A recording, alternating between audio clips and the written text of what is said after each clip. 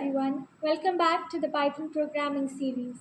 Till now, we have built a strong foundation by understanding Python basics. Now it's time to explore the core concepts that every Python programmer must know.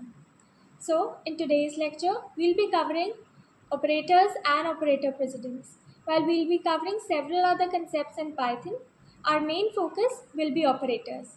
So, before we get there, let us understand indentation, tokens, expressions and statements, and input-output statements. So, let's get started. So, before starting with our next topic, we have a few important points. Firstly, we have indentation, which is the white space at the beginning of a line to define the blocks of code. Right, this space, it could be a tab or generally four spaces. Next, we have token. So, it is the smallest building block of a program, which is like a combination of keywords, identifiers, operands, right?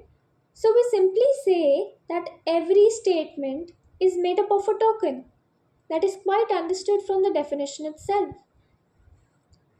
Coming to the next point to note, which says that the interpreter raises an error when you try to use keyword as the name of an entity, right? Moving to our next point, at any given point of time, a variable can hold only one value. As it is stored in the memory, it will have a single value contained in it, right?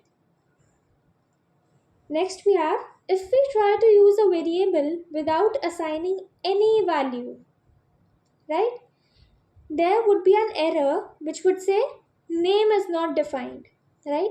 You always need to assign a value to a variable which it stores. Now let's start with our next topic, which is expressions and statements. So what do you feel is an expression? Expression is actually a combination of values, be it constants, right? Values. So let's take the help of an example here. We are writing b is equal to 10, which here is an assignment statement, right? Next line as well is an assignment statement because you're simply storing a value of 10 in the variables b and c. Coming to the next line.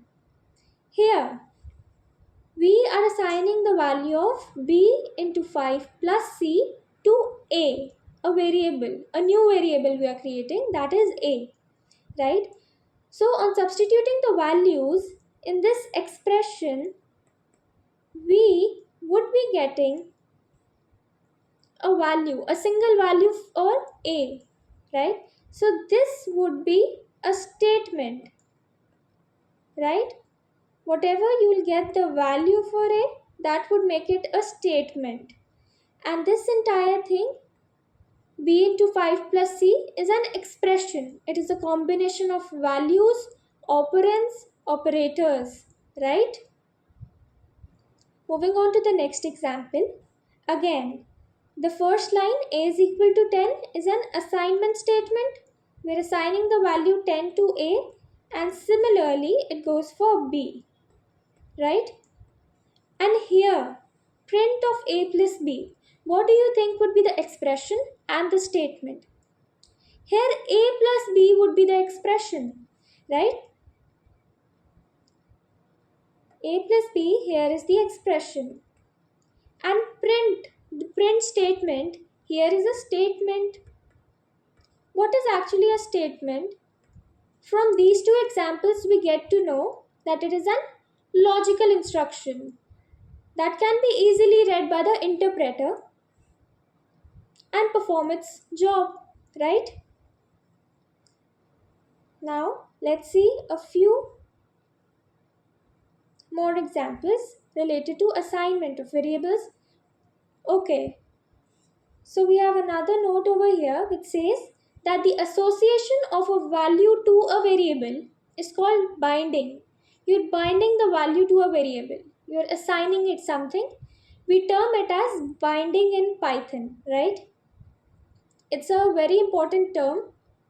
You need to remember what is binding, right? Next we have augmented assignment. So what is augmented assignment? When you try to update an existing variable with a new value, right? You can add and then assign, you can subtract a value and then assign it. For example, we have an example of count is equal to 10 and then we say count plus equal to 5. We're using the plus equal to operator here. So what does that mean? It simply is similar to count is equal to count plus 5. So here when we try to get a single value, we have the value for count as 10 and now the value for count gets updated to 15, right? So you are updating it. That's augmented assignment, right? So plus equal to acts as an augmented assignment operator here. Now let's move to our next topic, which is input and output statements.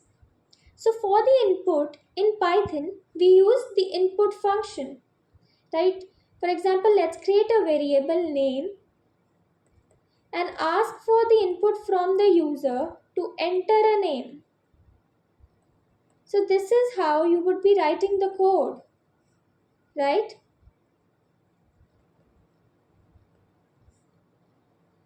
So this asks the user for the name. Similarly, if you want to get a number as an input, you need to typecast it to int because input function always asks for a string. It always considers string and returns a string. So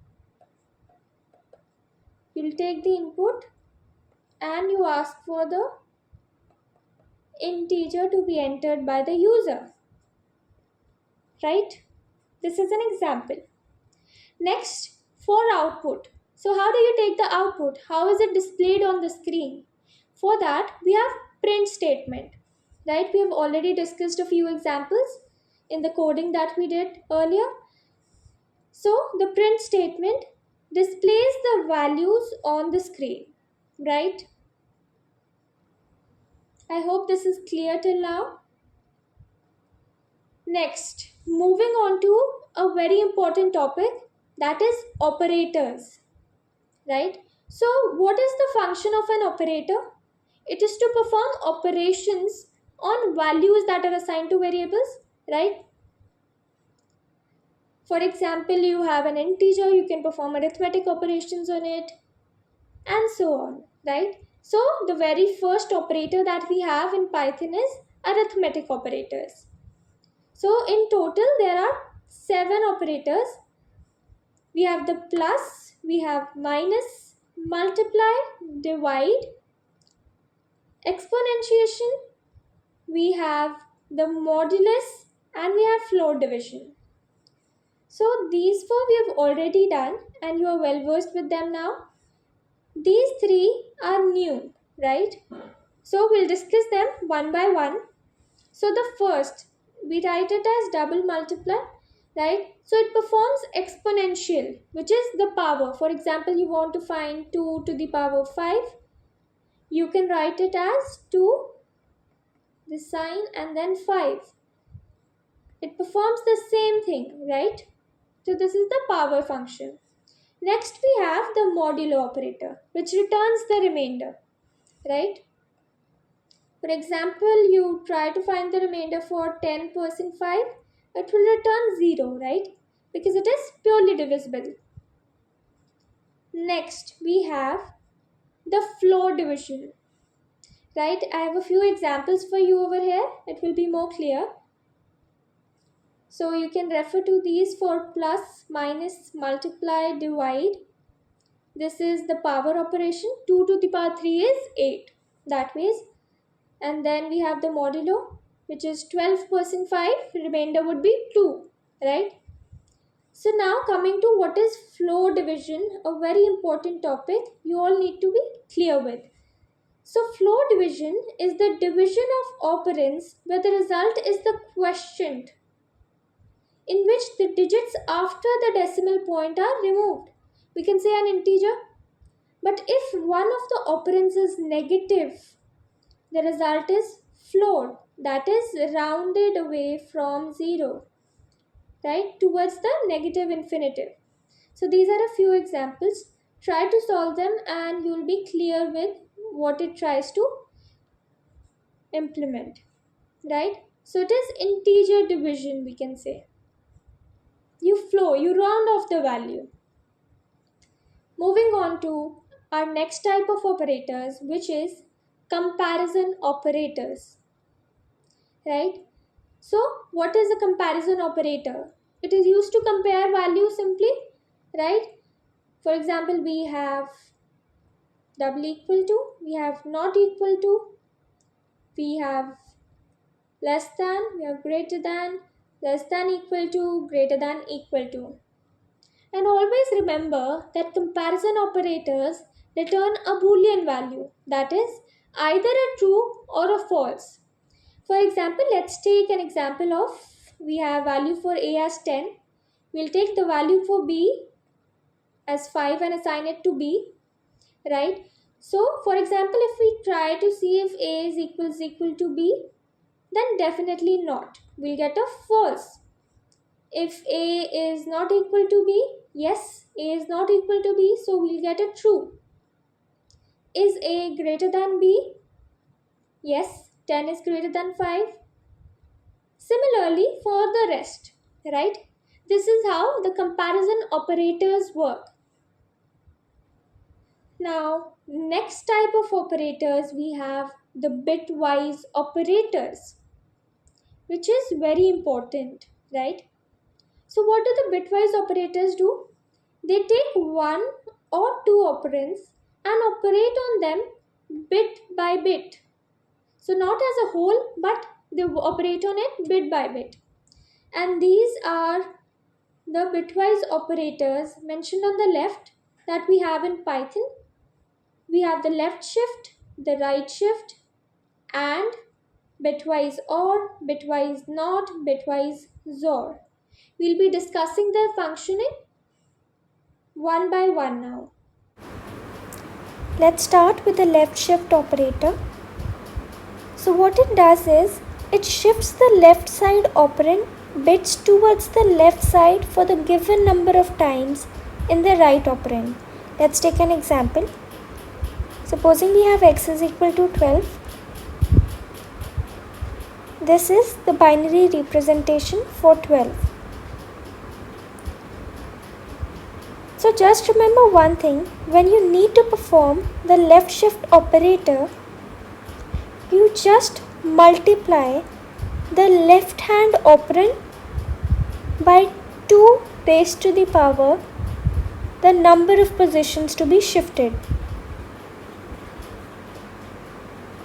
Here we will be doing 12 into 2 raised to the power. The number of positions to be shifted here is 2. So the answer would be 48. Next, let's start with the right shift operator. So what it does is, it shifts the left side operand bits towards the right side for the given number of times. This operation is equivalent to dividing the left hand operand by 2 raised to the power the number of positions to be shifted. For example, we take x is equal to 48, whose binary representation would be this.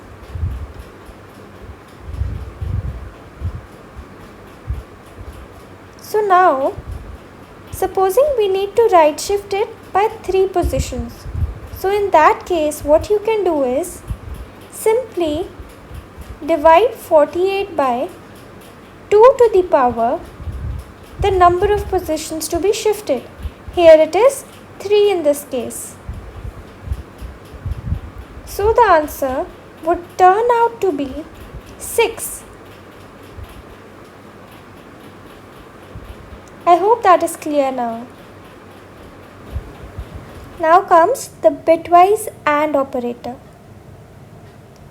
So what the AND operator does is it results bit 1 only if both the operand bits are 1. Otherwise, it would give a 0. For example, let's take x is equal to 10 and y is equal to 4.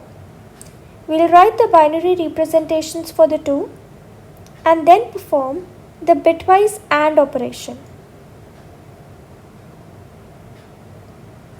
Just make sure to look if both the operand bits are 1, it would give a 1. Otherwise, it would return a 0. So in this case, on performing x and y, we will get the answer to be 0, 0, 0, 0, which is simply 0 in decimal form as well. Now let's start with the bitwise OR operator. So it is also simple. It results bit 1 if any of the operand bits is 1, otherwise the result bits is 0. Right? So you need to check if there is any 1, it would give the answer to be 1. Let's take an example.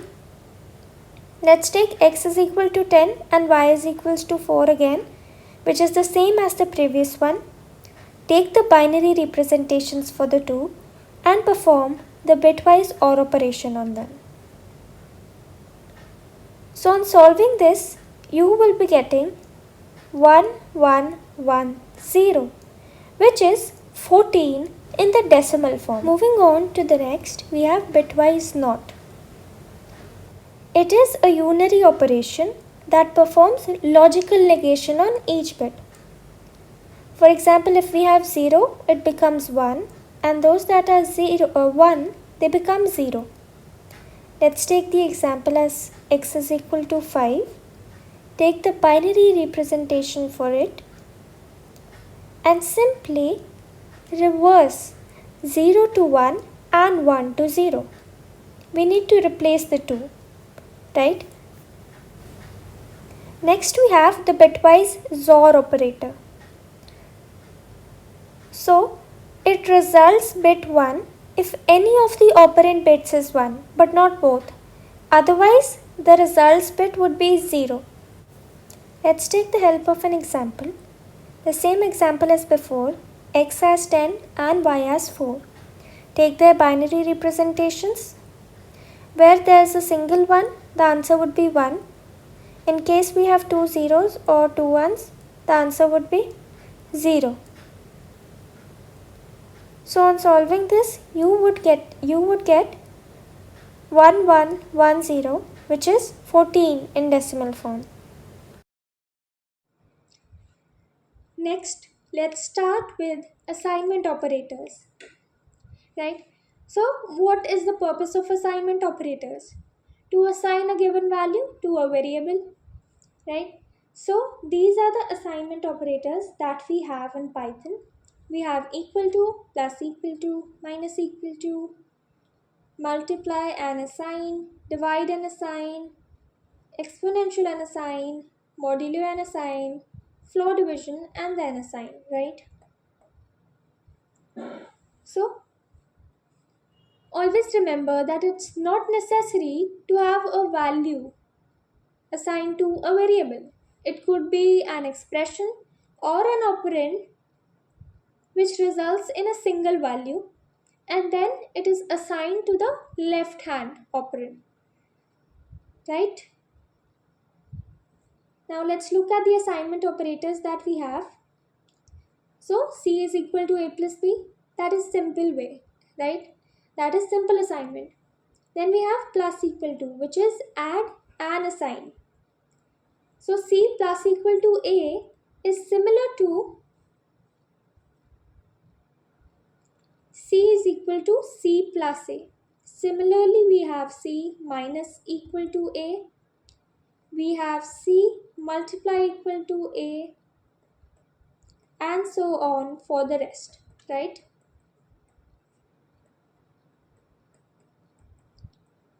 It will actually get simpler when you try to solve problems related to them. So similarly, it's a shorter way, a shorthand way of writing it, right? A shorthand way of updating the values, I would say. And similarly for the rest. So here we have an example at the side. Let's try to solve this question, right? We are given the value for x as 40 and the value for y as 30. And it says x plus equal to y. So we know that the value for x would be updated to x plus y, which is 70. But the value of y would remain the same because we are not updating it, right? So x would be 70 and y would turn out to be 30, right? So this is how assignment operators work. This is quite simple, right? Next, the fifth type of operators that we have, logical operators. So logical operators, what do? Is they are used for expression evaluation to make decisions. There could be numerous conditions and you need to decide based upon them, right? So we have the logical and, you have the logical or, and the logical not. So it is almost the same. All you need to remember is that in logical and, both the conditions should turn out to be true. Only then it will return true. In logical or, if any one of the condition is true, it would be a true. And then in logical not, if a particular condition evaluates to true, it would be returning a false. Because not if true would be false and vice versa, right? Moving on to the next operators, which is membership operators. So what is the function of membership operators? It is to test the presence of operand in a string, list, tuple, etc. Basically to check the existence of a member in a collection. You have a collection, you want to check whether that member exists in it or not. So simply we have two types of membership operators. We have in, we have not in, and also membership operators, they also return a boolean value which is either a true or a false. So here are a few examples. Let's have a look. For example, we want to check whether S is there in Python. So it would return a false. S not in Python, that would return a true. Now let's look for a list. 1 in this list. So yes, 1 is there in this list, it would return a true. So next we have a box. Let's see what it says. So we are trying to implement the membership operator in and check whether there's a space in I am working. It gives the answer to be true. So there's a note over here which says that an empty string is part of every other string. Right? This is an important point to note here. Next, let's move on to identity operators. So everyone has an identity, right? Similarly, an object also has an identity, which is consisting of two things, type and value, right? So an ID for an object is always unique and constant along the lifetime, right? For a lifetime, it remains constant throughout. And what does it give? It is actually the address of the object which is stored in the memory. We have two types of identity operators, which is and is not.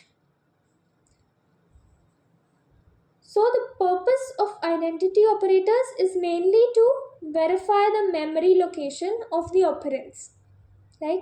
So there's actually a confusion that goes on and you need to note down very carefully that there's a difference between is and double equal to, right?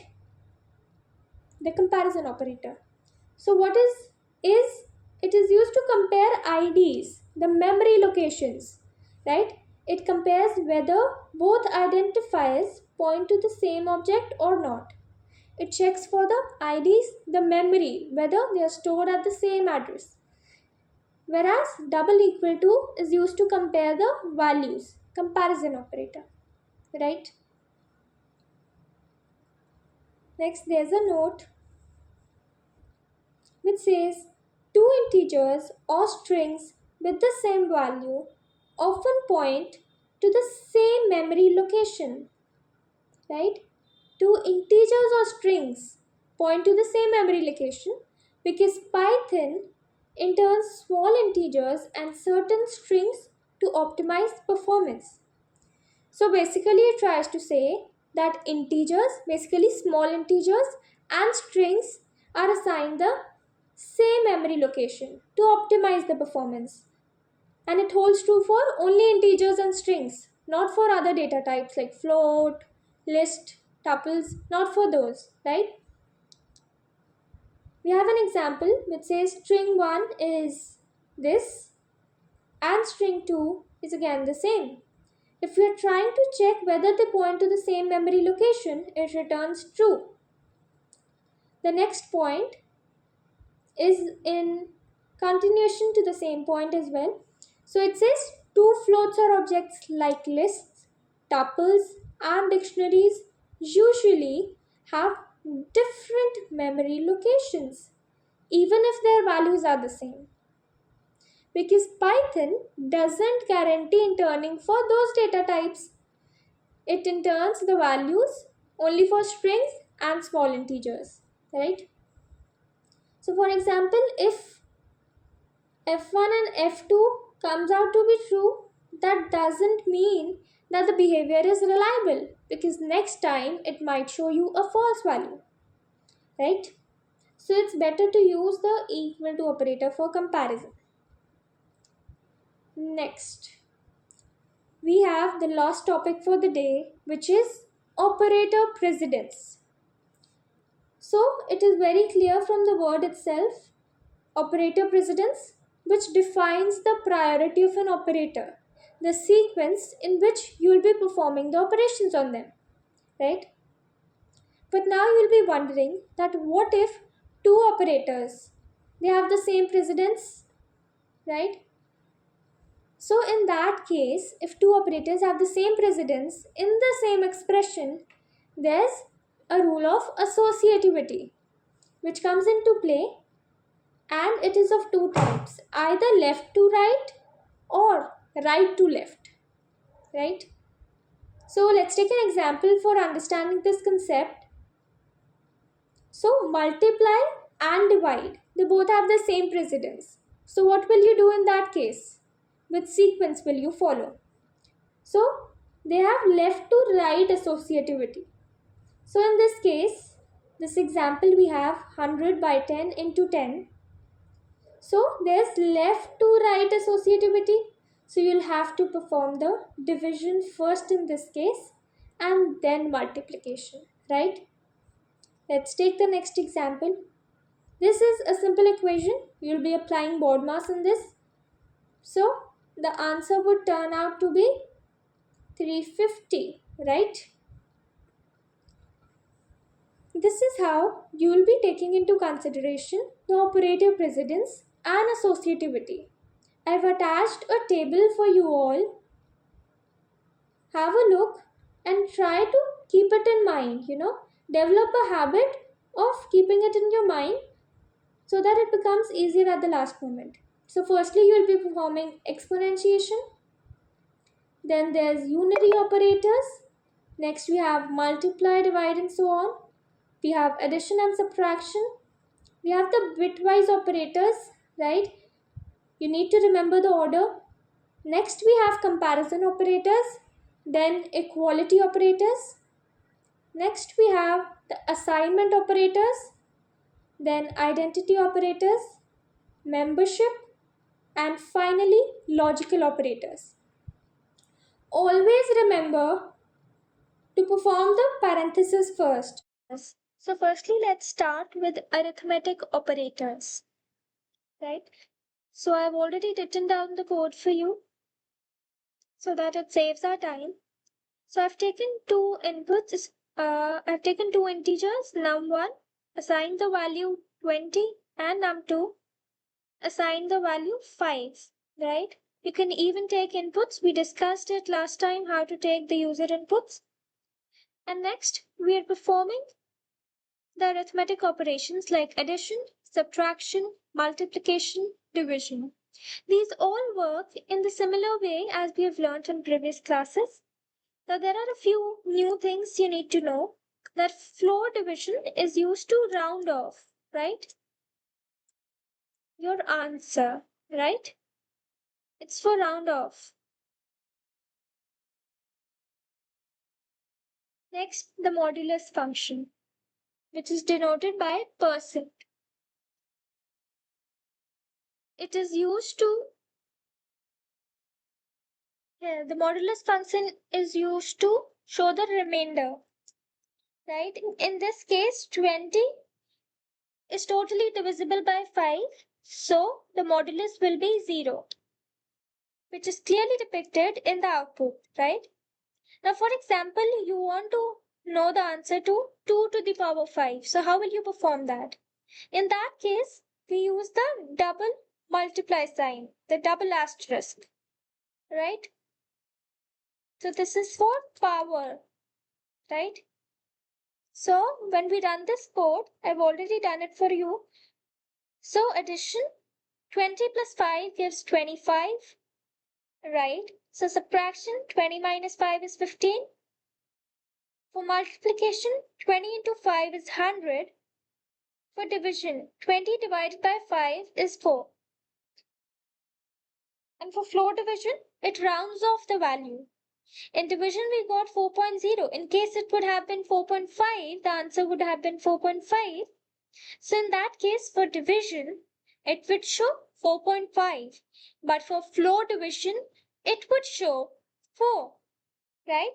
Next comes modulus, which will give us the remainder. So the remainder is 0 since 20 is totally divisible by 5. Next, for exponent. So that's a long value because 20 to the power 5 would be too much, right? So for example, let's try out something that would be easier, right? Let's comment this entire code first. And let's see what is 2 to the power 5, right? You all know that the answer to it would be 32, and here it is, right? Similarly, you can perform for the rest, right? So arithmetic operators is clear, and you can even take inputs for num1 and num2 using the input function and then typecasting it to the int, right?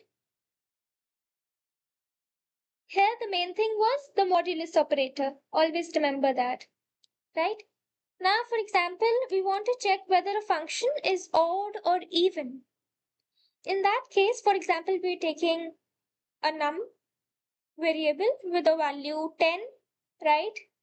Let's check if it is divisible by 2. In case it is, right? 10 is divisible by 2, we all know, right?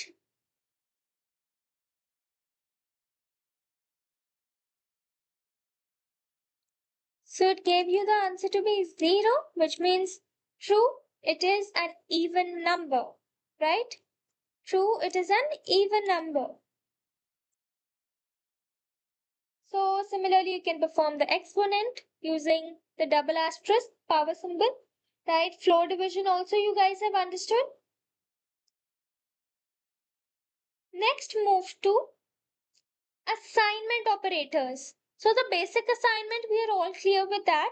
That for example, we write x is equal to 20. So basic assignment you do using the assignment operator, which is the equals to sign, right? And then you can print that value. So assignment operator is a very common thing that we use in Python. You assign the values using equal to operator. So there's even a very interesting thing. For example, you want to update x to x plus 5. What would be the answer? You guys have to tell me. So here, x would be updated to 20 plus 5, which is 25. So the value for x should be 25, right? Mhm. The value for x should be 25, and yes, it displays 25. In Python, you can write the same thing, x is equal to x plus 5, as x plus equal to 5, right? Let's try to run it again. The answer should be 25 again, so yes, right? So we add and assign, we subtract and assign, that way it goes on, right? So for example, here the value of x, the value of x gets updated to 25, and then the value of x gets updated to 25 minus 5, which is 20. So x should be printed as 20. Let's see if it matches. Yes, it says 20, right? Similarly, you can multiply and assign, you can divide and assign, right? So I'll show you once the symbols. So there is plus equal to, there is minus equal to, there's multiply and assign, there's divide and assign, right? Now, next comes comparison operators, right?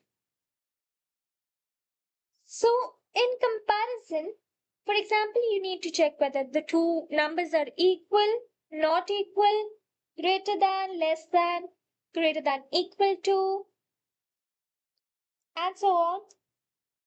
You can use the comparison operators. For example, let's check whether 10 is equal to 20. We all know that it is not, so it shows false, a Boolean value. Always remember that in this case, comparison operators it shows a Boolean value, either true or false, right? Similarly, you can perform for the rest of the functions. 10 is greater than 5, so yes it is, so it will show true, right? Similarly, for the rest of comparison operators, you can perform it similar, likewise, right? Next comes logical operators. We have three logical operators, which is and, or, not, right? So let's check for age. Supposing someone's age is 20 and we want to check whether someone's age is greater than equal to 18 and less than equal to 60, right? So this condition would satisfy for this case. Let's check the first condition. Age is greater than equal to 18. So yes, 20 is greater than equal to 18. And 20 is less than equal to 60.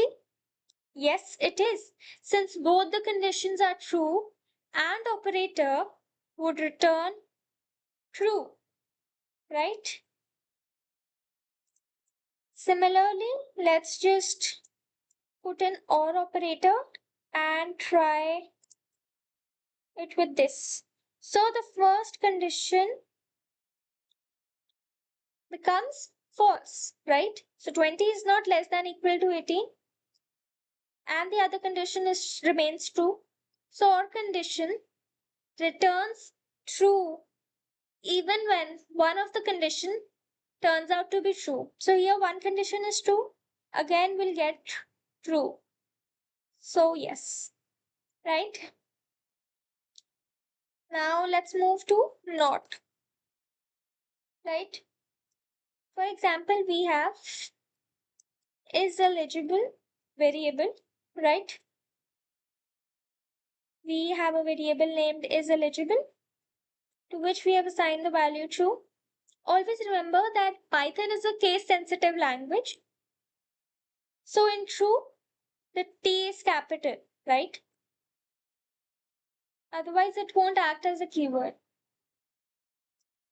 And if we try to print not of is eligible, we should get false. Let's see. So yes, this time it shows a false and true for the or condition, right? So you can keep practicing such things and the things will get much more clear, right? So I will suggest you to perform a few examples on your own. Try to practice questions related to area of a rectangle, basically areas, right? And then try to swap two numbers using a third variable. Check whether a number is even or odd, and then try to find the square of a number, right? Compare two numbers where we can use comparison operators, of course. Logical operators you can use. Also, check if a person is eligible to vote. I would want you all to write the code for checking if a person is eligible to vote in the comment section right below, right? The remainder when dividing two numbers, we have discussed the modulo operator for that, right? And then create a simple calculator that supports the arithmetic operators, these ones, right? We have discussed it already, but still give it a try again. Let us start with the bitwise operators now. Here is a program that I have written covering the bitwise AND, bitwise OR, XOR, NOT, followed by the left shift and the right shift. So we are taking two variables A and B with the values 10 and 6 respectively. I have written down their binary representations. In these examples, you just need to remember that the bitwise XOR returns 1 where the binary bits are different. And for the bitwise NOT, there's a formula to find the bitwise NOT for a variable n. It is minus of n plus 1. So in this case, for a is equal to 10, on performing bitwise NOT, the answer would be minus 11. Let's try to run this code and check whether the values match. So on running this code, for the first one, for the bitwise AND, we get an answer of 2, followed by for bitwise OR, we have 14, then 12 for XOR, minus 11 for NOT, which matches our answer as well, followed by 20, and then 5. All the answers match our solutions as well. Next comes the identity operators. First, let's check using is. So it checks whether both the variables A and B in this case refer to the same object or not. Since we're assigning the list created in A to B as well, we'll get a true for A is B. And for the next one, using is not, it will check whether the two variables refer to different objects. If yes, it will show true. Here we have created two separate lists which point to two different locations, two different memory locations. So L1 is not L2 gives us true again. Now, membership operators. We have created a list and assigned it to a variable fruits. Now we are checking using in whether an element exists in the sequence named fruits. So mango is in fruits, so it will return a true value. Let's run the code and see if it works. So in this case, mango in fruits gives true, and for grapes not in fruits, it gives true as well because grapes is not included in the list fruits.